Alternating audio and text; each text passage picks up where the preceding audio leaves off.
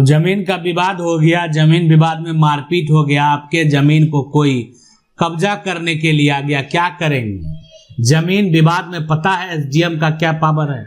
यानी ये जमीन है आपकी जमीन, ये खेत जो है, ये खेत पर अगर कोई कब्जा करने आ गया तो आप क्या करेंगे?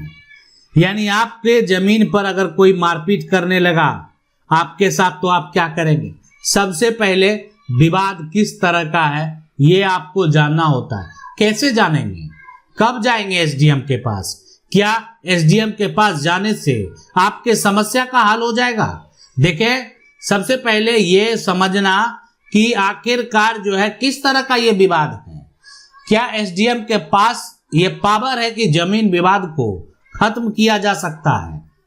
देखें, एसडीएम के पास जो पावर है यानी वो ये है कि अगर आपका कभी भी जमीन का कब्जा का विवाद हो, यानी वो जो भी है, या जमीन का जो यहाँ पर सीमांकन का विवाद हो, जमीन विवाद में अगर यहाँ पर मारपीट हो जाए, अगर आपको जमीन से यहाँ पर बेदखल कर दे, या यानी अन्य किसी प्रकार का जो है यहाँ पर शांति अगर भंग होने का यहाँ पर अगर खतरा पैदा हो, तो ऐसे कंडीशन में, ऐसे सिचुएशन में यहाँ पर एसडीएम की अगर बात करें तो एसडीएम को पावर है ना, पावर है कि वो उस पर जो है ना एक्शन ले सकते हैं। तो विवाद, सबसे पहले किस तरह का विवाद है ये हम पता कर लिए, और इससे जो संबंधित जो है ना, ठीक है। अब तत्काल में आपको सुरक्षा चाहिए। आखिरकार जो है ये कोई भी जमीन अगर कब्जा करने के लिए आता है तो आपको क्या करना? विवाद तो आपको पता चल गया किस तरह का विवाद है, आप देख ही रहे वहां पर। लेकिन तत्काल सुरक्षा जो है, आपात स्थिति हो तो यहां पर आपको दूसरा जो पॉइंट है महत्वपूर्ण है कि तुरंत आप जो है सिविल कोर्ट जाकर न्याय नहीं ले सकते हैं, क्रिमिनल कोर्ट जाकर न्याय नहीं ले सकते। तत्काल सुरक्षा के लिए यानी आपको वहां का जो भी यहां पर नजदीकी थाना है, नजदीकी थाना, वहां पर जाकर आपको एफआईआर दर्ज करना होगा, ठीक है। यानी उसके बाद देखें, कोई विवाद कर रहा है, कोई मारपीट कर रहा है, तो उसका अभी के समय में फोटो और वीडियो भी बेहद जरूरी है, यानी होना चाहिए फोटो और वीडियो, ठीक है। एक फोटो भी ले लें और साथ में जो है यहाँ पर जो वीडियो है वो भी ले लें, फोटो वीडियो। तो अब ये होगा कि आगे जब एफआईआर करेंगे तो ये साक्ष्य के तौर पर आप प्रस्तुत कर सकते हैं। और अब यहाँ पर जो है तत्काल सुरक्षा के लिए तो आपको जो है थाना जाना ही है, मजिस्ट्रेट एसडीएम के पास जाना ही है, ताकि इंस्टेंट जो है अगर आपके साथ कोई समस्या हुआ है तो उस पर कार्रवाई हो सके। आज लोग जो है जाते हैं इस पर जो है स्टे लगवाने के लिए और बोलते हैं कि हम इस पर धारा 144 लगा दिए। पहले ये सीआरपीसी की धारा 100, अब तो सीआरपीसी है नहीं, अब यहाँ पर जो है आपको देखने को मिलेगा बीएनएसएस, तो अब वर्तमान में धारा 163 लगता है। तो इसलिए जो है यहाँ पर ये हो गया क्या, शांति अगर लगेगा कि मजिस्ट्रेट को कि भंग होने का खतरा है, लोग लड़ सकते हैं, कोई घटना घट सकता है, तो उस पर धारा 144 लगा दिया जाता था। लोग कहते थे अरे लग गया धारा 144, अब उस पर कोई नहीं जाएगा, लगवा दिए। तो इसलिए ये वही हुआ कि यहाँ पर रोकथाम करने का एक तरह से मजिस्ट्रेट के द्वारा आदेश आ गया। अब दोनों पक्ष में से कोई नहीं जाने वाला है। लेकिन उसके बाद क्या करेंगे? उसके बाद दस्तावेज और सबूत तो इकट्ठा करना होगा, ठीक है। आप तत्काल सुरक्षा के लिए आप प्रक्रिया कर लिए हैं, लेकिन अगर आपकी जमीन है तो आपको जमीन का पूरा इंफॉर्मेशन रखना होगा। यानी आपके पास अगर साक्ष्य नहीं है, आपके पास जमीन का अगर सेल डीड नहीं है, आपके नाम से जमीन का अगर जमाबंदी कायम नहीं है, आपके पास अगर जमीन का खतियान नहीं है, आपके पास अगर जमीन का विल नहीं है, यानी आप जो है जमीन के अगर यहाँ पर उत्तराधिकारी नहीं है, उत्तराधिकारी यहाँ पर नहीं है, अरे तो ऐसे सिचुएशन में फिर आप यानी कैसे कानूनी तौर पर दावा कर सकते हैं? दस्तावेज और सबूत जो है वो आपको इकट्ठा करना है, यानी प्रॉपर्टी का जो डॉक्यूमेंट है वो आपको इकट्ठा करना है। अब एसडीएम के पास जो है आवेदन आपको करना है, कैसे करना है? तो एसडीएम के पास जो आप आवेदन करेंगे जब आपको लगे कि यहां पर जो है शांति भंग होने का जो है खतरा है, कब और कैसे करना है, तो देखें ये हो गया लग गया कि नहीं शांति भंग हो सकता है, मारपीट हो सकता है, यानी जबरन कब्जा का विवाद है, तो अगर एक पक्ष दूसरे पक्ष से जो है अरे हुए हैं मामला बढ़ सकता है, तो आपको एसडीएम के पास जो है आपके पास यहाँ पर जो है केस दर्ज करा देना है, केस यहाँ पर दर्ज यहाँ करा देना है। इसमें जो है देरी नहीं करना, इसमें आपको देरी नहीं करना।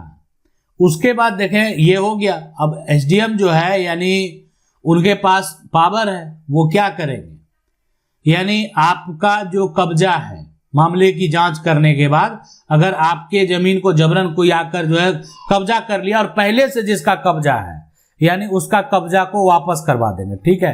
किसकी जमीन है उससे कोई लेना देना नहीं, आपके पास कौन सा कागजात है, कौन सा साक्ष्य है, कोई लंबे समय से अगर जमीन के पोजीशन में था तो उसका पोजीशन जो है वापस दिला दिया जाएगा और दोनों पक्ष को शांत रहने के लिए कहा जाएगा। साथ में जो है यहाँ पर जो कानून है यहाँ पर बीएनएसएस की धारा जो है 164 के तहत जो है कार्रवाई भी जो है मजिस्ट्रेट के द्वारा किया जा सकता है, एसडीएम के द्वारा किया जा सकता है, ठीक है। तो उसके बाद जो आगे का कार्रवाई होगा, प्रक्रिया होगा, या हो सकता है उस पर एक तरह से धारा 163 भी लगा दिया जाए।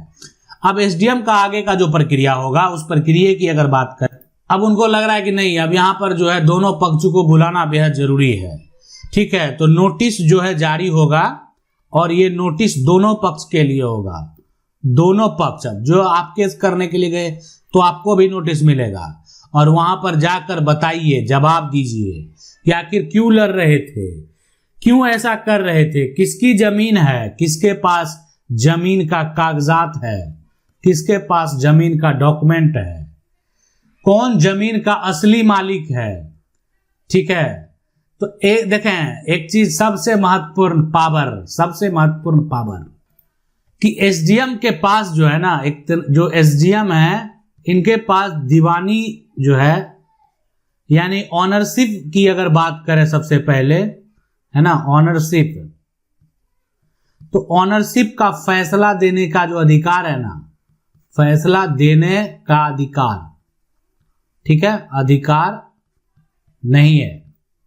शांति बनाए रखने का, भाई ये नहीं कर सकते हैं मजिस्ट्रेट कि आपकी ये जमीन है आप जाइए लीजिए, ये जजमेंट देने का काम उनका है ही नहीं। यानी इनका जो है ना सिर्फ व्यवस्था जो है अपने क्षेत्र में शांति बनाया एक तरह से जो है वहां पर रहे ताकि विवाद उत्पन्न नहीं हो, और मालिकाना हक जो है, मालिकाना हक ये तय करना एसडीएम का काम नहीं है, ये तय करना सिविल कोर्ट का है। इस बात को आप समझ लें। अरे तो जमीन का हक का दावा कर रहे थे ना, तो एसडीएम के पास यहां पर ऐसा कोई पावर नहीं है कि आपके हक का दावा किया जा सके। अब एसडीएम के द्वारा जो प्रक्रिया है उसमें आदेश तो जारी करेगा ही, तो आदेश से अगर आप असंतुष्ट हैं, आदेश से अगर आप जो है आपके पक्ष में नहीं हुआ, आप असहमत हैं, सबसे बड़ी बात है यहाँ पर असहमत। तो असहमत अगर हैं तो आप एक तो ये कर सकते हैं कि जो उच्च अधिकारी है उनसे, ठीक है, अधिकारी उनके पास आप याचिका लेकर जा सकते हैं, यानी आप याचिका दायर कर सकते हैं। अब इसके बाद या देखें मालिकाना हक की अगर बात हो रही है कि आखिर प्रॉपर्टी का असली मालिक कौन है, उसके लिए सबसे बेहतर विकल्प है वो है सिविल सूट। और सिविल सूट जो है यानी सीधी सी बात है फॉर टाइटल, यानी कोई अगर ये हो रहा है कि हमारी जमीन है तो आखिर ये तय कौन करेगा, तो ये सिविल कोर्ट तय करेगा, ये हमारी जमीन है, इस जमीन पर मेरा अधिकार होना चाहिए, इस जमीन पर मेरा कब्जा होना चाहिए, इस जमीन पर जो है हम खेती करेंगे, ये सारा कुछ को लेकर अगर विवाद है तो ये तय करने का काम जो है वो यानी सिविल कोर्ट को है। सिविल सूट से टाइटल डिसाइड होता है, सिविल सूट से टाइटल के साथ साथ यहाँ पर जो है पोजीशन का भी यहाँ पर डिसीजन होता है कि आखिर किसका पोजीशन होना चाहिए। तो आज आप समझ गए होंगे कि जमीन विवाद में एसडीएम के पास क्यों जाते हैं और जो है एक तरह से किस विवाद को लेकर जाना चाहिए। अगर तत्काल सुरक्षा आपको चाहिए तो आप ये प्रक्रिया कर सकते हैं, अन्यथा आप जो है एक तरह से अगर मालिकाना हक का सिर्फ दावा कर रहे हैं, पोजेशन को वापस प्राप्त करने का अगर आप दावा कर रहे हैं, तो ऐसी सिचुएशन में जो है आपको डायरेक्ट सिविल सूट जो है वो आप कर सकते हैं। आशा करते हैं वीडियो अच्छा लगा होगा। वीडियो को लाइक जरूर कर दें, चैनल को पहली बार देख रहे हैं सब्सक्राइब करके जो बेल आइकन है उसको जरूर दबा लें। मिलते हैं अगले वीडियो में, तब तक के लिए जय हिंद।